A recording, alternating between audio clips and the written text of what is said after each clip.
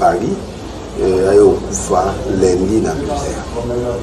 Donc ça il n'a pas signé parce que mon père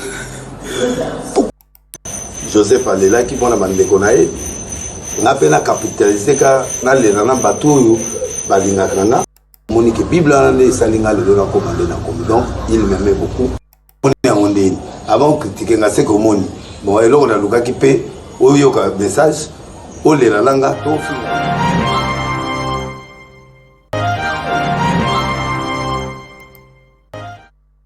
oyo beaucoup linga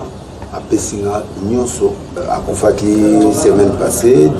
dimanche à crise à 3h du matin dimanche passé là à Paris a eu Koufa lundi dans misère. Donc ça il n'a pas signé parce que c'est quelqu'un que j'aime beaucoup Azalé du papa pour papa là en troisième primaire. Donc lui il est mon père, il est mon mentor, il est mon père spirituel, il est tout pour moi. Donc à Fongola Banzela, à Fongola ministère, après ça. Merci, mesdames et messieurs, bonjour, bonsoir. Hein, donc ça dépend de l'heure à laquelle vous allez suivre cet élément, cette émission. Donc voilà, au Abino, vous allez la voix de Moscou. Nous émettons depuis la ville de Moscou, dans la capitale de la Russie. Aujourd'hui, nous allons essayer un peu d'analyser un peu ce que le prophète Denis Lessi a expliqué lors d'une interview chez les Rigo Kin. Donc voilà, je pense que suite il y a une vidéo où un prophète a publié qui n'a pas réseaux sociaux, il y a collé là grand frère naïe Charles Lessi ou Atika Kibiso, paix à son âme. Et tout le monde a qui ndeko Rafin Tumba a qui ko s'attaquer naïe yako loba o loba qui et puis toi qui ko mona ndeko Denis Lessi azaki vraiment yako silika et a ça qui vidéo moko a qui comment dire ndeko mwasi yako loba ke oboka ki wana moto bandelango vraiment ezalité et du coup de ko mona les sous vidéo ils ont circulé dans les réseaux sociaux yako expliquer pourquoi aller là qui na téléphone donc tokotiki la bino boyoka ndenge Denis Lessi yemoko a expliqué nyonso tout na kati ya vidéo tokotiki la bino boyoka yango et puis tokoya poto mekali susu ko commenter les sous ba propos oyo ndeko akobimisa na vidéo oyo boyebi ke biso global toyaka wana vraiment plus quoi ko commenter l'actualité nyonso to oyo elekaka na communauté congolaise nyonso to. Donc voilà, c'est parti. Tout ce qui est la notion boyoka ndenge ba poser ba question ndenge moko pe a répondaki toleka Bokolinga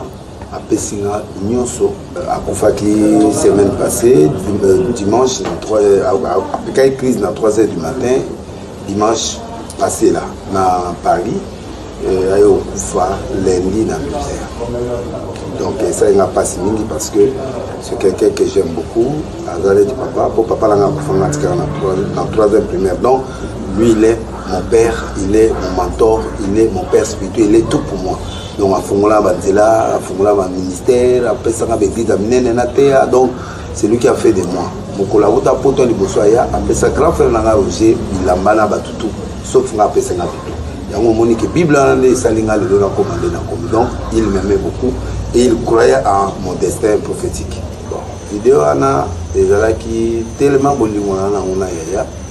na moi na zaina nga normal quand ba yelinga nouvelle na losa d'émission. Dans la 3e émission de na pété à 3h du matin à pété baplon et puis tellement la ligne qui est trop donc on a valé là mais na nga moko comme na rôle là bon idée moi iringa bi bona le la pena bato Jésus peut aller là qui na tombe à Lazare Joseph aller là qui bona bandeko nae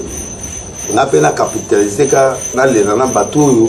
balinga kana pe balinga kaye na le là na mi filmer nde natindi yango na nzondo va publier yango parce que j'ai trouvé que na capitaliser kolelanga c'était pas du faux, c'était du vrai. Mais na krakaki naye na choix te na bi bon monde entier kaka bamonanga nde na olela comme contribution na bato oyo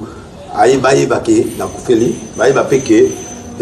na mpe mutu na basentiment na mpe kolela comme Jésus alela ti n'importe quoi Jésus soki téléphone ezalaki mpe bafilmaki mpe Jésus mais pas alelaki en plein air. Donc moi j'ai trouvé ça utile comme ça et puis na capitaliser yango mpo bino nyonso bato nyonso mpe bamonaka ebenleti mpe mutu ako mpe kolela mutu oyo alingaka kufela mutu mpo oyeba mpasi epuis oyeba kolela soki okufeli mutu oyo olingaka te moyen ocomprendre yango te mais mutu akufeli mutu oyo alingaka ocomprendre eloko nga nasali essentiel mpe ekomeli bino na balinga na balinga te mais ekomeli bino omoni yango ndeni avant okritike nga seke omoni bon eloko nalukaki mpe oyoka message olela nanga to ofinga c'est pas problème mutu nyonso amonaka kaka malamu te bato mosusu mpe bamonaka mabe na encourage bino essentiel bomoni nga nde na olela ponani napetaki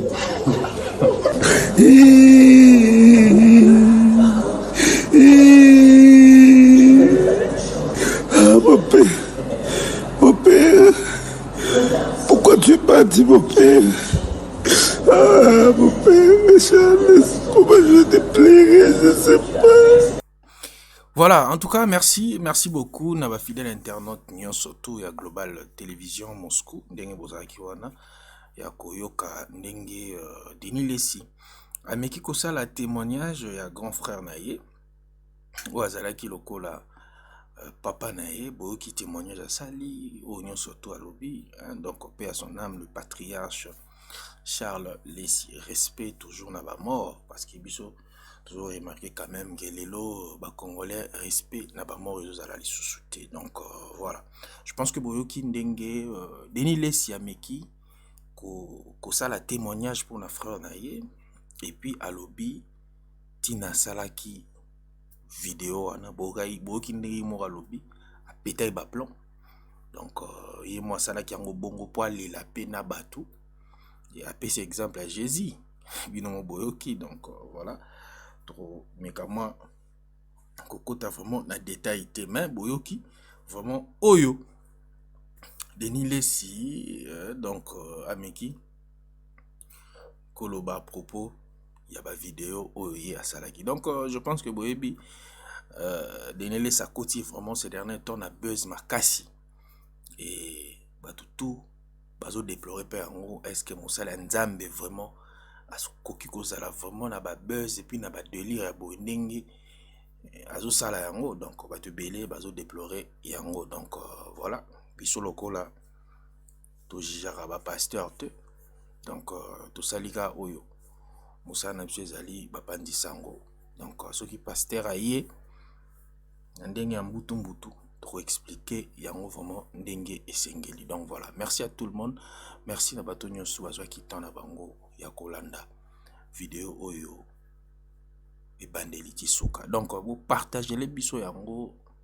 vraiment et puis vous s'abonner na chaîne Nabino Global Télévision Moscou